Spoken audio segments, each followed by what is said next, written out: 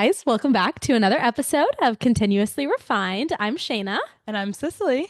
Today, we are diving into 5 common health misconceptions.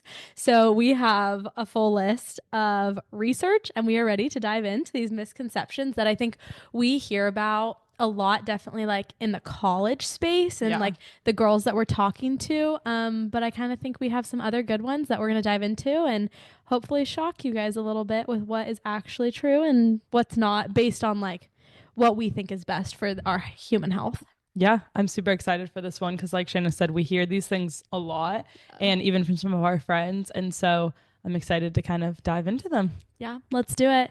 Okay, so number one on common health misconception is that cardio is the best type of workout. I Such think a good one. we hear this a lot with girls and they, Hmm. especially our age, like 18 to 24, like cardio, cardio, cardio. That's what I have to do. I have to sweat. I have to work hard. And it's not true. Yeah. It's not the best type of workout. And excess cardio really, really spikes your cortisol. And that is one thing that we're going to dive into right now are those cortisol levels, which we've talked about before. But cortisol is your stress hormone. And so when your cortisol is high for a prolonged period of time, it disrupts your menstrual cycle. It slows down your metabolism and your blood sugar regulation. And this is something that I really, really struggled with when going through my PCOS symptoms. Yeah.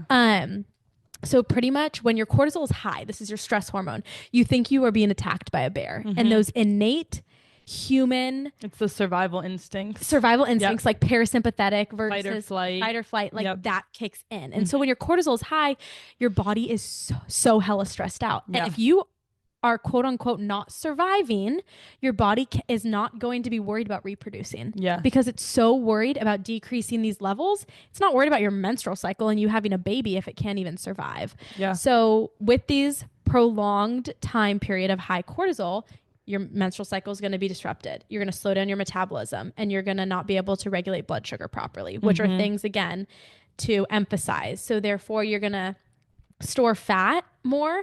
I really noticed this in my face and in my abdomen. Yeah. You're going to gain that fat rather than losing it because it's in survival mode and your body needs fat to survive, but not this much if you can see it. And then it also, this high cortisol impairs your immune system. It causes brain fog. You're going to sleep poorly. You're going to have poor skin. That's going to lead to acne. And it also affects your mood. Yeah. So cortisol is a really, really big umbrella that if you I think like are experiencing any of these symptoms, like maybe be aware that your cortisol levels could be high. Yeah. If you want to look into anything, I would first check your cortisol level and first check that stress hormone to see kind of where it's at, because I do feel like it's kind of the root of like all evil in a way. Yeah, clearly. Yeah. Like we just talked about every bad thing that Oh my gosh. both Yeah. women are experiencing. I like even got sick so often when my cortisol was super messed up. And like, I even find myself now, like when I'm having a really stressed week, being like, okay, I need to calm down some because I don't want to get sick. And I'm going to if I continue to let my like cortisol level spike so much. Yeah, and this is something we've talked a lot about for sure. Yeah. People also think that cardio can be good for fat loss, but it's not building your muscle. And so people want that girls want that toned look, but that comes from resistance training and lifting heavy weights. Yeah. That does not come from running. You are not going to get that look by running excessively or doing those high cardio activities and exercises. Really, and something that I have started to implement is that resistance training, strength training, lifting weights, those type of exercises promote healthy hormone levels. It regulates your estrogen and your testosterone, and that then affects your metabolism, the way your body's able to process food. Your mood and your libido are also equally tied to those things. Lifting weights preserves lean muscle mass, which is a really important thing that you want to be strong for the rest of your life. I mean, you want to be able to pick up your child. You want to be able to move boxes around and not feel like you are weak. Yeah. And that is going to come from lifting. Not bodybuilding lifting, obviously, but like, pick up a 20-pound weight and do some lunges, do some squats. It improves. So lifting, resistance training improves how your body is able to regulate blood blood sugar and how it is able to digest and store those carbs. So one of the things my doctor highly recommended, because I struggle so much with regulating my blood sugar, she's like, you need to be weight training at least 3 to 4 days a week. Yeah. It improves your mood and can reduce anxiety, which are awesome effects. So we highly recommend you do a mix of both if you do enjoy cardio. Yeah. So do 3 to 4 days of strength training in the week, add a little cardio mixed in there, and then do 1 day of cardio. Yeah. And I know we both have talked about this in so many episodes now, but the whole thing of like when you start working out the way that your body wants you to, you feel and look so much better. And like I've noticed such a shift in the way like you said, like my face isn't swollen anymore. My stomach doesn't carry like excess like fat around anymore. And I just feel so much better. Like I go and do weights and I finish working out and I'm like, oh my God, I feel good. Yeah. Whereas I used to go try to run on the treadmill and I would feel so tired and crappy after because my body was not begging for more stress on it at all. And when I was really experiencing like major PCOS symptoms, my freshman year of college, I was working out. Yeah. And I was not looking any better. I was not losing any weight because I wasn't working out the way I was supposed to. And just to reiterate that, highly recommend for women, especially that resistance and strength training over just cardio. Yeah. Yeah. So then kind of moving into our second common misconception. This is, I think, such a big one, especially at TCU, but juice cleanses are good for you. Yeah, I am a firm hater in this one so much. I used to do them like throughout high school. Yeah. I would do like a 1 day. I think the max I ever did was a 2 day juice cleanse. Yeah. I remember my friends in high school doing them and like doing them for like a week at a time and like showing up to lunch with like only juices and being like, I'm almost like, I only have 2 days left, whatever. And like, that was never just a common thing. And like I'd watched my parents kind of do them, but I never did them, which I'm thankful for. But people think that a juice cleanse is going to be so awesome because it detoxes your body. And like, it will do that. However, our bodies have a natural detox system, and this can be assisted by things like drinking water, eating fruits and vegetables, exercising. But our liver and kidneys are detoxing ourselves 24/7. Yes. They don't necessarily need you to put juice in there to like help cleanse them. No. And your liver and kidney is going to be such a better detoxifying method than any juice ever could be. So much so. Juices, like they are good for you. They're full of vitamins, they're full of nutrients. Like you can definitely still drink them occasionally, but doing a juice cleanse and juicing in general, it strips the fruits and veggies of most of their fiber that are essential for our bodies to digest the food, which can lead to the blood sugar spikes, can lead to then crashes. Yes. And you might as well just eat the fruit. Yes. Like, eat the fruit, because that is how our bodies were made to process whole foods, like fruits and vegetables in their full. Yeah. So when you're stripping them, you're just getting the carbs out of them, and that's where the blood sugar spike is coming from. Yeah. You're essentially drinking straight sugar, and it is a good sugar, but that's how your blood sugar is going to spike so your body much. Doesn't know how to differentiate that when your insulin is getting attached to the when the glucose is getting attached to the insulin receptors and then being let into the blood. Your body doesn't know how to process the difference between good and bad sugar at that stage. Yeah. And so that's where the high blood sugar spikes come from. And a juice cleanse will eliminate all the protein and the fats that are essential to your body because you're only giving it the juice for so many days. And so the body will begin breaking down muscle because they're trying to find another source of that energy. Like your mitochondria and your cells are just going to start attacking whatever they can to get the energy that they want to get from the protein that you don't have. And the calorie restriction that comes from a juice cleanse just continues to slow that metabolism even more because it's signaling the body to conserve energy since it's not getting as much energy as it was before. We also found in research, which I didn't know, and I don't think you did either, that juice cleanses can cause gut health damage. So if you're long-term juicing, harmful gut bacteria diversity, because like it harms it because the gut thrives on fiber and on whole foods and on diversity, and you're not giving it that. No, when you're only eating juice. So this one I think is good for the girls in our day and age and our time, that a juice cleanse, just give another perspective. Maybe don't immediately turn to a juice cleanse. If you think you need to detoxify your body, if you're coming back from a trip that you feel guilty for because of the way you ate, step back, give yourself a perspective. You had a fun weekend, let yourself enjoy it, and now just continue to eat clean. Your Yeah. body, your liver, your kidney, it's got it. Yeah. You don't need a juice cleanse to do it. I truly think juice cleanses are harming you more than they are helping you. Yeah, I would definitely agree. Number three of common health misconceptions is that red meat and eggs are bad and raise your cholesterol.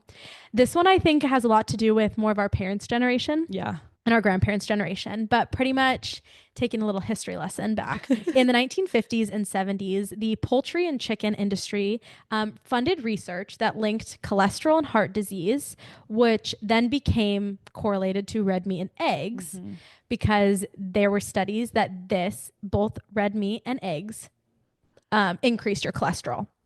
But these studies didn't differentiate between processed red meats and unprocessed red meats. It's So just crazy. processed red meats are hot dogs and deli meat. Yeah. And unprocessed red meats are your steak and your ground beef. Two completely different health profiles of a food. So this is something to take into consideration. Well, with these studies, the media just took it and ran with it. They began advertising and campaigning that really oversimplified the information and was also extremely misleading. But boy, they succeeded in their advertising because everyone heard about it and knew about it. So kind of taking that, red meat has incredible benefits for our body. And I think I am such a believer for women's health that you need to be eating red meat. 100%. It is high in protein and amino acids, which are the building blocks and is completely essential for most of our body processes.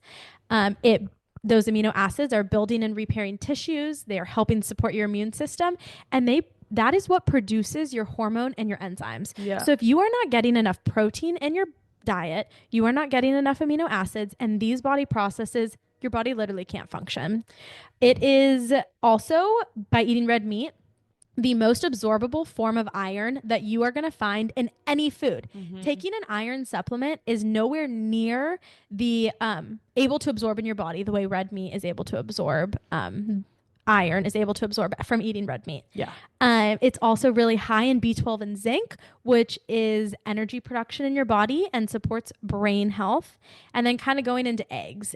I love an egg, and I understand that some people's bodies don't process it. Egg is one of those foods, similar to maybe like a nightshade. It is harder for some people to process. So you are totally in a different category. Yeah. But eggs are literally a nutrient powerhouse. They are the only food that has all 9 essential amino acids. So if you eat an egg, you are immediately getting all 9 amino acids, essential amino acids, that you would have to eat like 6 different foods in order to get, which I think is just incredible.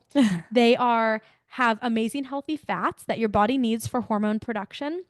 And so really overall, these red meat and eggs were criticized and still are for outdated and oversimplified studies. I think that is super important to be aware of, but they are incredibly nutrient dense and beneficial, especially for women's hormones, health, and our energy levels. Yeah. And kind of like you said, it was just one of those that like mass media picked up. And like, as much as I love marketing, like it can just throw things out there, and people, especially nowadays, don't fact check things. They see this and they see this trend that comes up of meatless Mondays or of don't eat red meat or all these things. Yeah. And it's like that isn't necessarily true, but people are going to follow along with this because that is what the mass media is pushing out. And everywhere you look, that is what you will see. Literally propaganda. Yeah.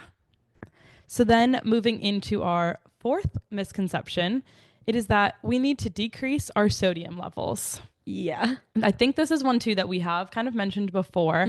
But again, something that started kind of generations ago of we have way too much sodium in our diet. And to an extent that is true. If you're eating a ton of processed foods and fast food, you most likely are getting too much sodium in your diet because those are just filled with salt and sodium. And I've had this conversation with actually my grandpa. Yeah. And he's like, my doctor told me I need to reduce sodium. And I'm like, well, let's look at what you're eating. Like, because that generation ate a lot more processed foods and high sodium diets. Yeah. And it's like, it's not that you need to reduce the sodium, it's you need to reduce the processed and fast food that you're eating. And that's not the case the way that we eat now. Right. That's not the case. Yeah. So if you're eating a bunch of whole foods instead of processed foods, you most likely actually need more salt in your diet. My doctor has told me multiple times that my levels have come back, that I need to be eating more sodium in my diet and adding more salt to my food. He's like, you're not over seasoning, like you can add more.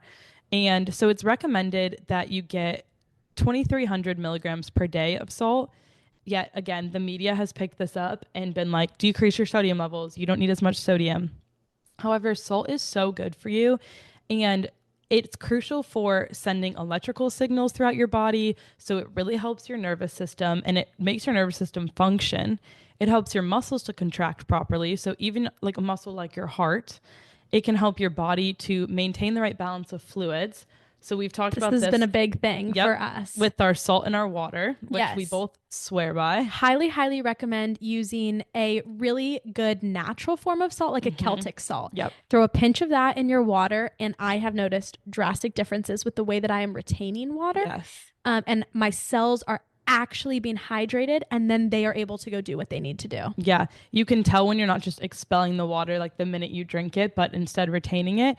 And so it really just helps you to maintain that balance in your body. It also helps to regulate your blood pressure. So too much sodium can definitely raise your blood pressure. And I think that's something that the older generations definitely struggle with because of how much sodium they had when they were growing up. But too little can also drop your blood pressure. So it's definitely something for our generation to be more aware of as you're eating healthy. And it also aids in absorbing those glucose and that amino acids within your small intestines, which we've talked about kind of a couple of times now. Yeah, I really like this misconception. Me too. This one's fun. And fifth and finally, for our common health misconception, is that the sun is bad for you. And I think as we are coming off a spring break and we're going into summer, we're going to be spending a lot more time in the sun. And I think our parents have always emphasized, or grandparents, the sun is bad for you, sun is bad for you. Yeah. Throw sunscreen on, like you're going to get skin cancer. And while this could be partially true, we want to dive into how we need the sun. We literally are creatures of this earth and we need the sun. So the UVB rays that come from the sun, when they hit the skin, our body then starts to produce vitamin D. And vitamin D cannot be produced in our body without these UVB rays. And vitamin D is so essential for our body. It helps us absorb calcium. So our body cannot absorb calcium without the vitamin D, and we cannot produce vitamin D without the sun's exposure. Vitamin D helps with our immune support and also hormone regulation. Again, coming up, woman, we kind of try to have a common theme here. I hope you're picking up on it. And the sunlight helps regulate our serotonin. It is literally a natural antidepressant. It helps boost your mood and boost your focus. I think a lot of people, when you come out of the sun, you feel energized and uplifted. And this is all from the sun. Yeah, I literally posted something on my private story like last week about this because I was having a day where I was like so down and just like not like feeling such in a funk. And I was like, what did I do all day? Scroll. So I was like, I'm going to go sit outside. So I put a bathing suit on, sat on my balcony. And literally 15 minutes later, I was like, oh, I'm already in such a better mood. And then it clicked with me of like, that is what the sun can do to you. Like that is so crazy. It's so incredible. It's serotonin. God is just such a miracle worker. Yeah. And like all praise to him. He knew what he was doing. And I think the sun is such a gift. Yeah. And this is a really cool reminder of that. Yeah. The sun also helps us regulate our circadian rhythm. And so listen back to episode 10. We dove all into circadian rhythm and tied in how the sun affects that. But you are supposed to look at the sunrise and sunset every single day. Be outside and get those rays that happen. And this is really going to signal to your body when you're supposed to wake up, when you're supposed to go to sleep, when you're supposed to be hungry and eating. It is our internal clock. And sleep is such a big part of a healthy lifestyle. And this comes from the sun. I really try to get direct sunlight on my skin at least 20 minutes a day. Yeah. Whether that is sitting outside in the morning or in the afternoon. Yeah. It is incredible for you. And so I aim 20 minutes. If I can get more, that's awesome. Yeah. But I really aim for that like 20 minutes a day of sunlight. You're awesome about it also. Yeah. I do definitely try a lot, especially like I'm like, even if it's laying out on my balcony for 30 minutes, like whatever it is, like it just, I see it boost my mood so much. It's not one of those where it's like, oh, I have to do this for such a long time before I see results. Like it's something that you'll literally feel the results almost instantly of. Yeah. So you might as well do it. So true. And we do understand that skin cancer is a real thing. And excess sun can lead to burns, especially when your skin is not used to sun. And then you're going to go sit out and lay out for multiple hours and just fry yourself when the UV is like an 11. That is a real thing. That is not good. Sunburns are bad. Yes. We do understand that. But your skin can get used to the sun. And so so if you are outside for little minutes, like little times every single day, your body's gonna get used to it. Your skin's gonna get used to it, and it is so incredibly good for you. Yeah. So this was a fun episode. I I loved liked doing it. the research. I loved finding the little misconceptions. Mm-hmm. Our podcast is just so about like bringing awareness to these health topics, So how you can true. live an overall healthy life. And that's just one of the things that we love doing and we love talking about. Yeah, let us know if you guys have any common misconceptions you want us to break down in the future. And we'll talk to you guys again in another week, 2 weeks, Yeah. technically. Bye. Bye.